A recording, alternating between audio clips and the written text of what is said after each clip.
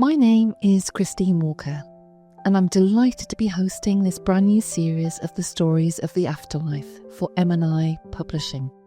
We're celebrating an important milestone as we bring you our very first book released by MNI Publishing, called Finding Purpose. And this will be the theme of all future episodes, as we present client stories from our amazing worldwide Life Between Lives facilitators. Today, I'm in conversation with my colleague Veronika Elias, who is a certified hypnotherapist with formal education in psychology and sociology. Her passion lies in exploring the intricate mind-body-spirit connection and understanding the profound impact of the mind on one's sense of life fulfillment and meaning. In her practice, Veronika assists her clients in harnessing the natural capabilities of the mind to eliminate obstacles to their optimal functioning and to help regain a sense of balance and purpose. Her primary focus revolves around the transformative power of hypnotherapy and guiding individuals on a journey of self-discovery. To this end, Veronika employs a diverse range of approaches, including past life regression and life between lives regression. These techniques serve as a potent tool in facilitating inner transformation and exploring the depths of one's inner being. With a compassionate and empathetic approach, she helps individuals step into their own essence to attain profound personal growth. A very warm welcome to our next episode in our series, Finding Purpose. Today's conversation is with my wonderful colleague, Veronika Elias, and this is a companion conversation to the book of the same name that has been recently released under MNI Publishing, Michael Newton Institute Publishing. So a very warm welcome to Veronika Elias, my colleague. How are you today, Veronika? Hi, Christine. I'm great, and thank you so much for having me. I've been looking forward to this conversation. Thank you so much. It's wonderful to have you.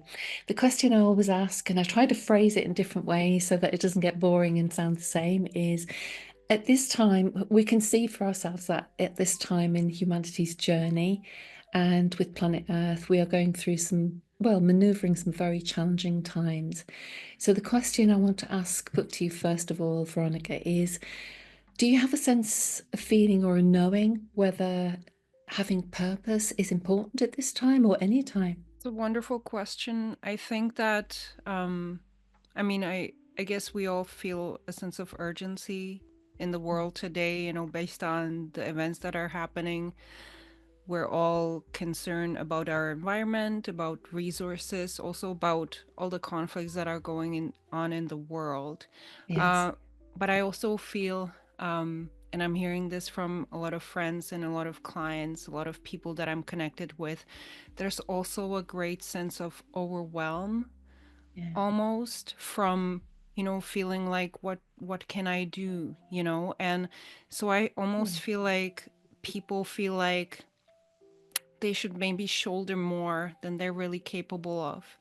And I certainly, especially when I was going through my university years and I was really driven or really attracted to activism, it almost felt like overwhelming. It felt too, like too much. I mean, are you supposed to focus on the oceans or air quality? Like what can you do? What can you focus on?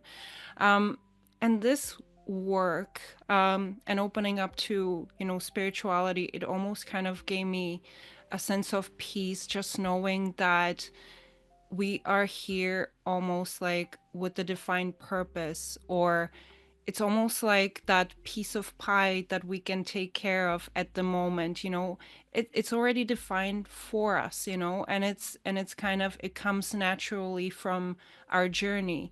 And so while some people have, very big purposes, on a political scene or on a global scene, a lot of us, we're just living, lives kind of on where we're making difference on our family level or on the level of our communities.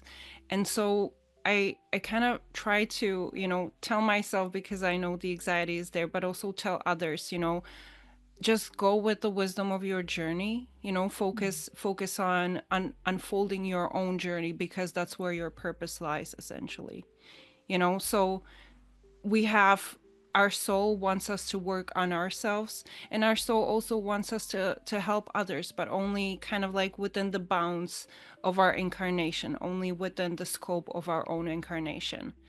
So, even though there are big things that are happening on the global level, I still think that people need to focus kind of like on what the wisdom is, uh, of that's unfolding through their own path. I think you make that's a brilliant response, and you make a very valid point. The sense of overwhelm, and I feel that too, is there are so many things that are important to me, but to do with planet Earth. Mm-hmm. And I mentioned in one of my previous conversations, I learned a phrase many years ago that just reach one and teach one. And that Absolutely. change starts with you. And it's not meant to sound selfish, because sometimes you also get the guilt if we're not working on that thing or working on Mm-hmm. that thing, because the animals, the sea, the oceans, the trees, the everything more than that, Mm-hmm. children, everything, it's important to us, and we can't do everything at once, and we have to Mm-hmm. be kind to ourselves and release ourselves from that sense of man-made guilt. Mm-hmm. It's about, it's not about doing things half-heartedly. It's about doing the things that it's linked to meaning, I guess, as well, your emotions and the feelings and Yes. your values and everything. So it's a very valid point. That was brilliant, Veronika. Thank you. I wanted to touch on your brilliant story that you have submitted to the book, and it's called On Freedom and Free Will. That is the chapter. And your story itself is about honoring authenticity, Yes. and it's about your client Andrea, who Mm-hmm. is married to Armand, Mm-hmm. and she's a lady who's going through a lot of challenges, and she had previously seen you a whole year before her LBL to seek some higher guidance and understanding from her higher self, including past life regression. And Mm-hmm. amazingly, the past life regression took her to a life with a pharaoh as well, she was a concubine and a pharaoh, and a sense of, a real sense of purpose, that she'd achieved something. But it really unleashed the dynamics and parallels to what she was experiencing in her life today with her husband. Mm-hmm. And then, the result of that, the transformation from that, gave her courage, and it inspired her to action. So we take up the story a year later when she came for her LBL. Can you tell us a bit more about that, Veronika? Yes, absolutely. So, the story with this client was actually very interesting because her and I, we initially met. I use the story of our initial session actually as a case study for my past life regression certification. Wow. And then she came back to me, and I was actually able to use that other session for my LBL certification. So Oh my gosh. it was very interesting, and I feel like her path, and her story was so inspiring, but also universal. There were so many, there was so much universal wisdom that I feel like we can all relate to. This was a person who was going through very or had to make very difficult choices in her life. Basically, leave the comfort of her marriage where really, there was a lot of affluence, there was a lot of financial security and even luxury. And she basically she knew that her life would be very hard leaving that relationship, and yet it was something that she really really needed to do, not only for herself but also for her son. And it was actually in her LBL session where we really found out about the true significance of this decision, where basically, um, I mean, she had to say her final no in a pattern of lifetimes where she was sacrificing herself and settling, for love that basically wasn't true or was not honoring her true self. Love that was based on a need and maybe compulsion. It wasn't really based on her honoring herself, her being in touch with her and with her true self and standing in her power. So that was the decision she had to make, and it was very interesting for me to see her and follow her through the time points in her life where basically the first time I saw her she was just contemplating leaving him. The Mm. second time during our LBL session she was in the midst of the divorce and it was very turbulent. It was hard for her to navigate the sessions in the court, which was very draining, where he was trying to strip her of all assets. So, and this session actually gave her so much courage. Just letting her know why things are happening in her life the way they are. It helped her reconnect with who she is, what her purpose here is. It helped her understand that she serves a very important purpose here. And basically, this is a young woman. This is a woman who was just in her very late 20s, just turning 30 at the time of our second session. So, and she was giving a glimpse of her life moving forward. Um, Speaking about purpose, there was actually quite a bit more than what I was able to include in the story itself. She was actually told that eventually she would move to a land to Hawaii, and that she would essentially her energy would assist with the ascension of Hawaii. But it was like, in at this time in her life, she doesn't even know how she's going to get there, right? And she's just Yeah. basically navigating her journey. And I feel, sometimes with people, they get really stuck, they feel purposeless, they feel without direction. But sometimes, their true purpose and the impact they can create here in the world, it's gonna unfold, later in their life. And really what they have to do right now is just trust, trust their story, trust their journey, go with what's in their heart. That's what I'm trying to always tell myself and tell my clients.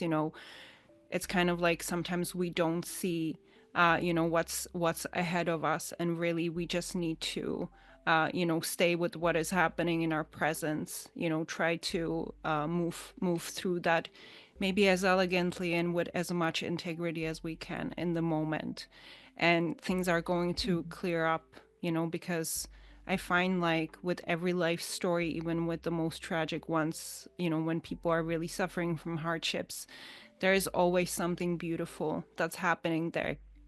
Always something of beauty, even if that's just the meaning that we derive, from the journey that we're on.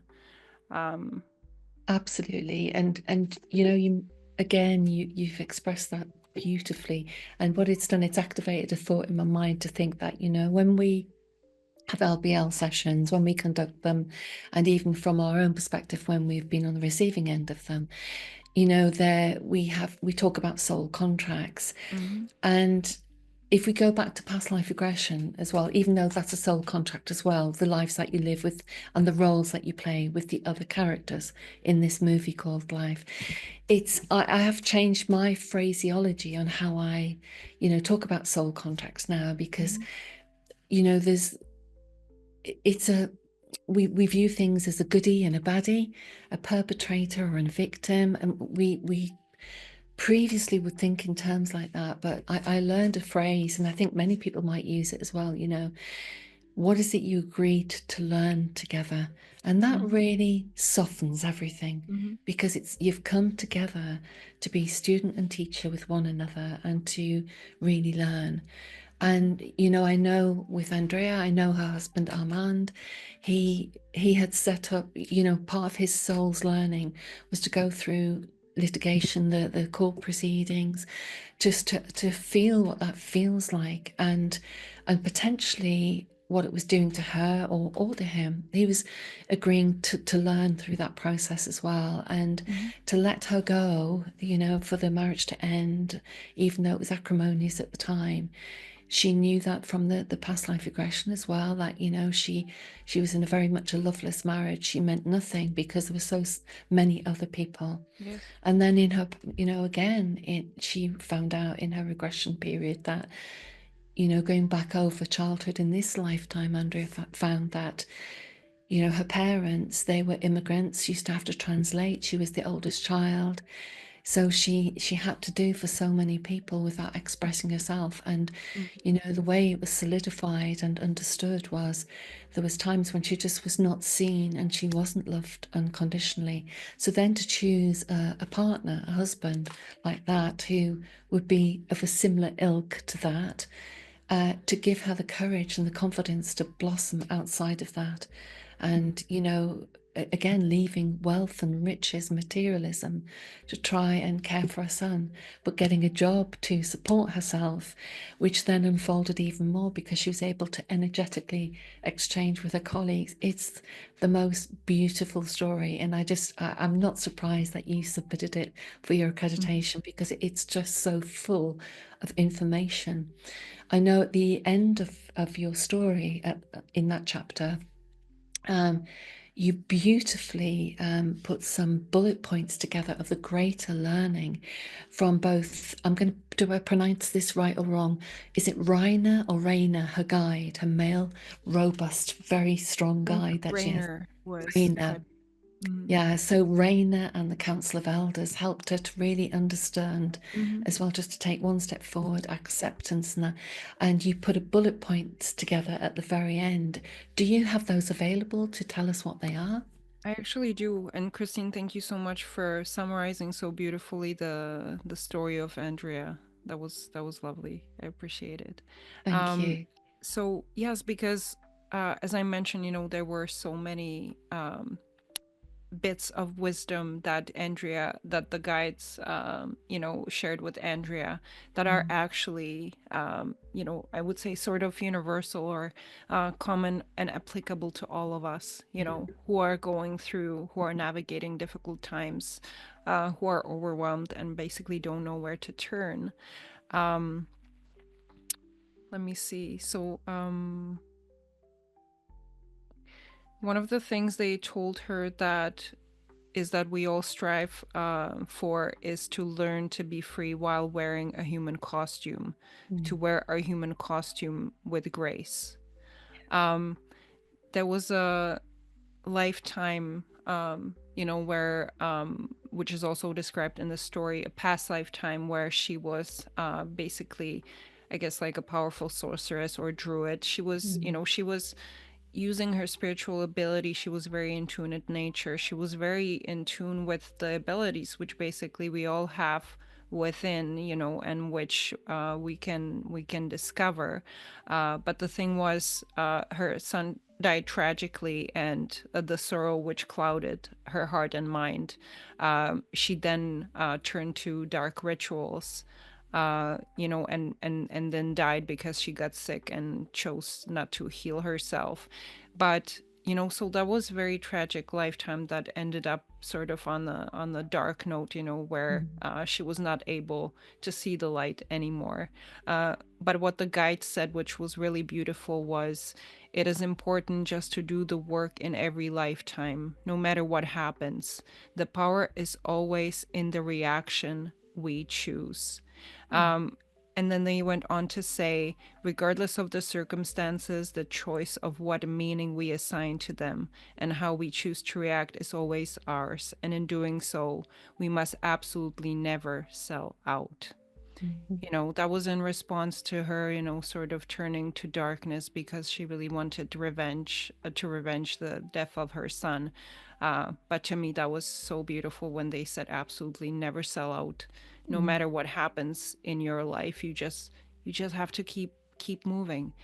And I see that in so many stories of other clients where basically there was a with past lives, for example, there was a tragedy happen, a horrible thing might have happened in their life, maybe, witnessing the killing of their parents, or or a mother killed a father, and then the person then lived with that pain, for the rest of their mm, life, and they were basically incapacitated.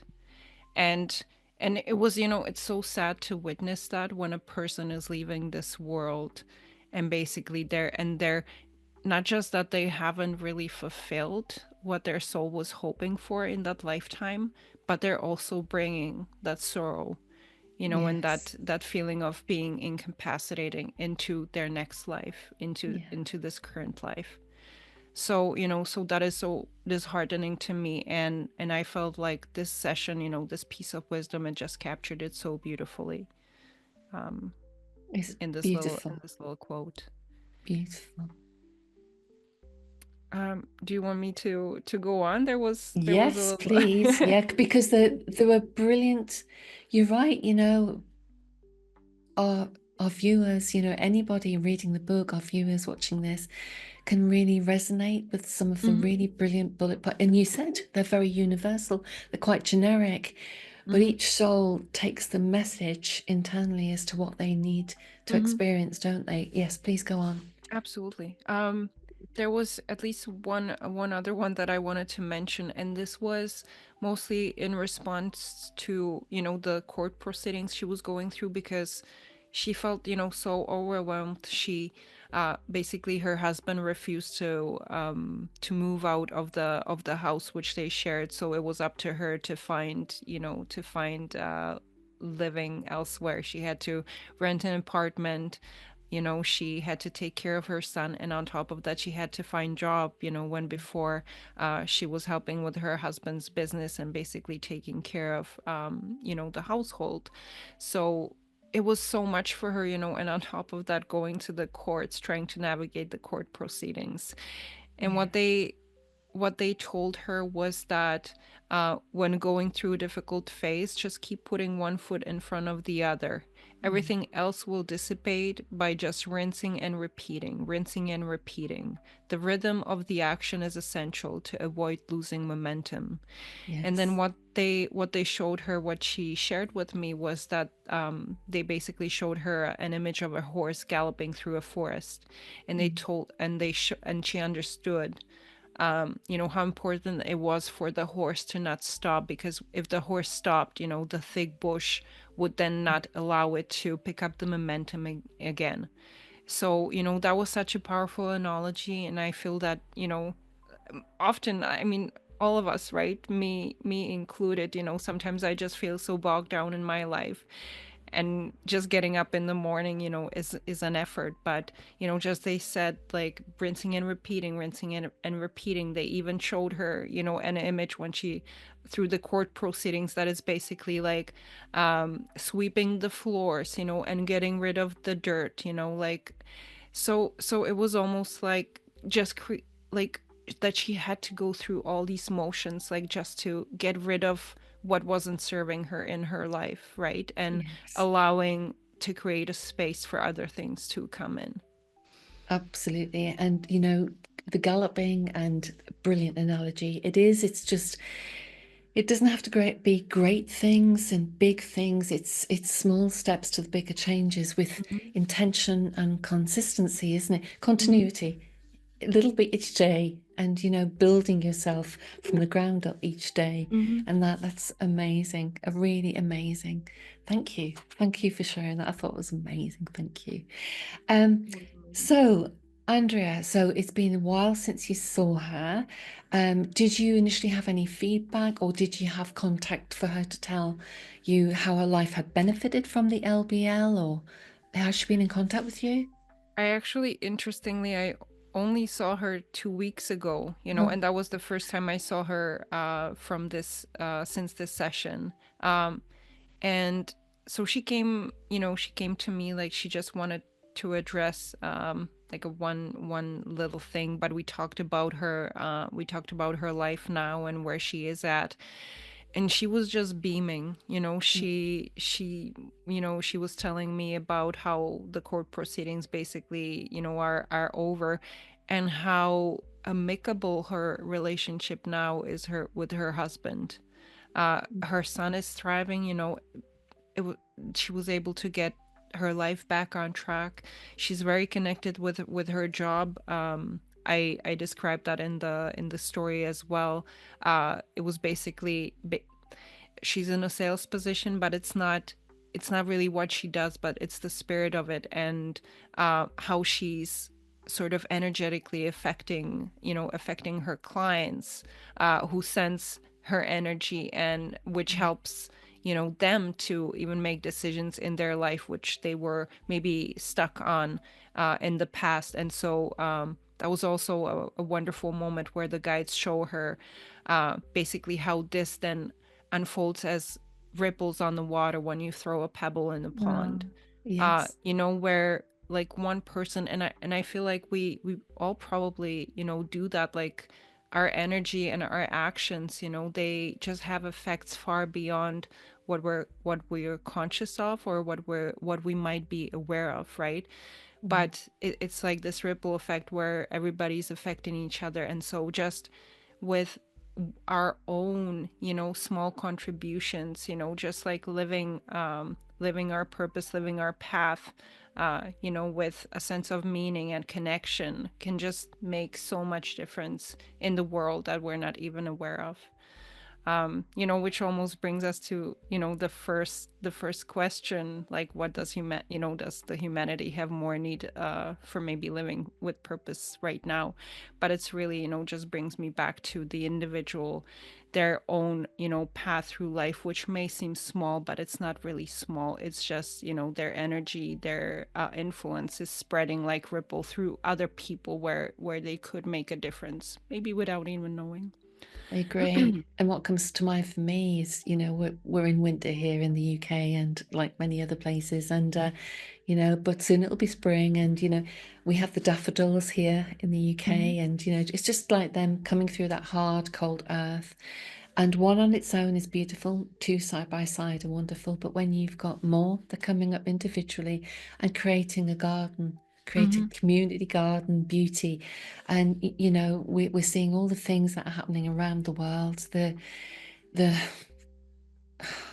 how diverse the experiences are around, and polar opposites at times, Yes. Yeah. and without naming it, it's and this is a chance to rebuild again. It's not just me for myself, it's sharing and caring. What can I do? Mhm. What do you need? And they're just those small gifts of your heart and yourself to someone else, to before Yes. you know it, you've got a community working together for that greater purpose, haven't you? Mhm. And it's interesting that things are being knocked down because they're meant to be completely rebuilt again in a very Mhm. different way, in Yes. that Yeah. so given the energies that we've got now, that's amazing insight and wisdom. Thank you. You expressed it um beautifully. Thank you. um how can our viewers connect with you, Veronika? Uh, well, they can connect with me. I have an email address. It's info@veronikaelias.com. Mhm. I also have a website that's currently under construction, but it allows them to, to sign up for any newsletters. But email is definitely the best way to connect. Brilliant. Thank you. We'll put all the details down below when we put this up on YouTube. Mhm. I wanted to say as well, what was your journey to becoming an LBL practitioner? Uh, well, I was actually, going back, sort of, it was my relationship with spirituality. I knew from very early age. Even though I come from a country that probably has the highest percentage of atheists, I was the only one in my family who was really drawn to go to the church with my grandma, and she didn't go often. She would go for Christmas or Easter, but I remember I always wanted to go with her because, like, there was something I was yearning for, kind of like something greater than myself. Mhm. Connecting with the greater purpose, and kind of like sensing that there's a hidden dimension of life. Uh, but throughout my life, until really, my university years, I haven't come into contact with that again. But it was really through grad school where things sort of fell apart for me because I didn't feel connected to that path anymore. I didn't see the meaning in it. Where this was kind of a calling that I could no longer ignore. So as I was trying to redefine my life to find my footing again, to see kind of what's real, and to see that the life that I was building for myself, the path that I was on was not the most authentic one for Mm. me, at the time. That was really where I started connecting with spirituality, and actually, it was with starting to read the books of Dr. Brian Weiss, and then Mm. immediately after Dr. Michael Newton, where I was like, okay, I promised myself at that time, when I was reading Michael Newton's books, I promised myself that I would at some point become a practitioner. And so that was many years ago. But it was interesting, how I, then worked purposefully to put myself on that path and getting all the credentials that I needed to one day take a training. And then during COVID was actually, that was the stars aligned, and I was able to, take the training. And yeah, Mhm. that's Again, you said earlier on in your conversation that, it's to view it from all angles, the the giver and the receiver, and mm-hmm. it was a very tough time for so many people, but in some ways it was a gift when the COVID-19 hit, It and we were absolutely forced, we was. were Yeah. cut off from so many things, Yes. and it was almost like the joy of missing out. It was Mm-hmm. wonderful to just reconnect with yourself, to be quiet and not have to rush, to get to the point of It burnout, and was. to Yeah. amazing growth time. That's what it wasn't amazing, because a lot of people Absolutely. died, but it was a growth time for so many people. Mm-hmm. I Hmm. think it was, time that allowed a lot of people to reconnect with what's real, Yes. because sometimes we're so busy with our lives, and we feel like we have to be on a certain path, and then it's kind of like we're just going through the motions, and repeating what's already been set in motion. But I Yes. think, like you were saying, like it gave people a permission to really stop and actually reevaluate their life and be like, okay, like, do I still, is this meaningful to me, and Yes. how do I want the contribution of my further life to look like? Yeah. So I feel It's like, yeah, It's while you said, like a it reset, isn't it? Like almost like a absolutely, reset, that was absolutely. given to us for not for everyone's at a different level of Mm-hmm. awareness, aren't they? There's no right, there's no wrong, no higher, no lower. It's just we're all having our own experiences and journeys right Mm-hmm. now. So amazing. Thank you. And before we finish today, are there any last words that you would like to share to us, or anything else that you want to say? Oh, I think a lot of people are gonna be watching this who are, thinking maybe about having their own session. So, I would say, don't, you know, I mean, don't be afraid. Reach out to your practitioner who will be able to, guide you sort of on your journey. And sometimes I feel, for some people it is a journey, right, to have the LBL experience. Yeah. I know sometimes, people are worried, I can't be hypnotized. And um but I feel, like it's great just to reach out to your practitioner, and they will be able to, to guide you with, you'll start with past life regression, and Mm. they'll make their assessment, they'll make recommendations, if they need to, if there's maybe something that needs to be addressed, for people to have the LBL experience, which is quite deep. But I like to say, that the LBL experience is not kind of like, um I feel like sometimes people, try to think of it as, oh, I'll book this, and then I'll have that experience. But I almost see it like as kind of like a doorway into something sacred. And so I like to Yes. tell my clients to take that time, to see, like, it's not just an isolated event in time, but also like to honor the journey that has to come before the session, when they sit down, when they write their cast of characters, when they write down their questions, like there should be almost like a period that's leading on uh to the session, where they're really reflecting on their life and what they would like to get out of the session. And that makes the session itself that much more meaningful and impactful. I feel, when people really take that time, you know, when they see it as a very meaningful ritual, and when they're honoring the journey that kind of happens before the session itself. I completely agree. And I want to say sometimes as well, you get an awful lot happening in the session, Mm-hmm. and you have the recording to Yes. listen at another time, and hearing your own voice working with your facilitator can activate even more downloads and insights for you. But a lot of the magic happens after the session as well, that it's almost That like couldn't be more accurate. back down to earth through the Yes. cosmos. This taking your helmet off and then trying to live your life with what you've experienced, and it influences the way you think, Mm-hmm. the way you feel, the way you do things, the way you Yes. react, way you respond. A lot of the magic happens afterwards as well. Mm-hmm.